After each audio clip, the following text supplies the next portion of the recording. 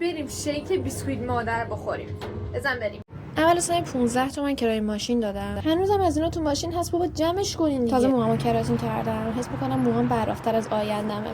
رسیدم کافه ویونا و دقیقاً برو جلو همینجا نشستم. دیگه گفتم دکمه زنگو بزنم و شیک بیسکویت مادر از همونا که با چای می‌خوردیم بچه بودم. یه کتابم با خودم آوردم که الکی سرم تو گوشیم نباشه و نچرخم، ولی همون 5 دقیقه اول رفتم ببینم تو این اسا چه خبر. شیک مزه بستنی وانیلی و بیسکویت مادر، اون حس نوستالژی، اون خاطرات بچگی میاد. مامان اگه داری می‌بینی اون بیسکویت قدیمی‌ها رو بده، من خودم شیک درست می‌کنم تو خونه. خیلی گرون شد.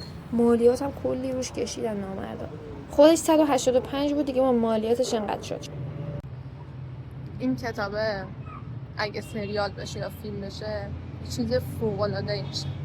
نویسندش هم ایرانیه و از خط به خطش دارم لذت میبرم واقعا.